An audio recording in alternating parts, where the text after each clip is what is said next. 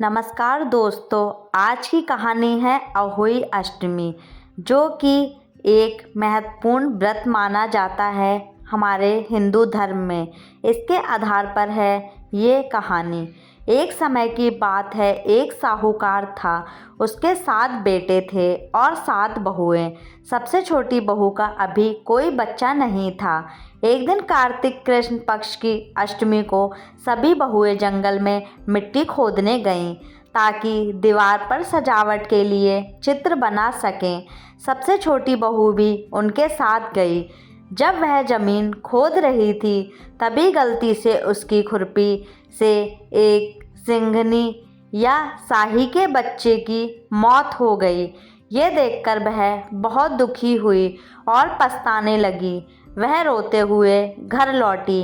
कुछ दिनों बाद उसके घर में परेशानियां आने लगीं। उसकी सारी संतानें जो जन्म लेती थीं, उसी टाइम मर जाती थीं। दुखी होकर वह किसी ज्ञानी ब्राह्मण के पास गई और अपनी व्यथा सुनाई। ब्राह्मण ने कहा, तुमसे कभी किसी जीव की हत्या हुई होगी, उसी का पाप तुम्हारे बच्चों की मृत्यु का कारण है।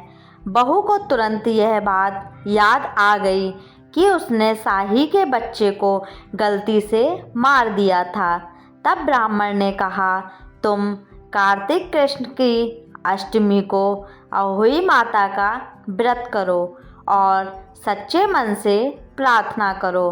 तुम्हारा पाप मिट जाएगा और तुम्हें संतान सुख प्राप्त होगा। उसने ब्राह्मण की बात मानी। अगली अष्टमी को अहोई माता की पूजा की। अहोई माता की तस्वीर बनाकर कथा सुनाई। तारे देखकर व्रत खोला।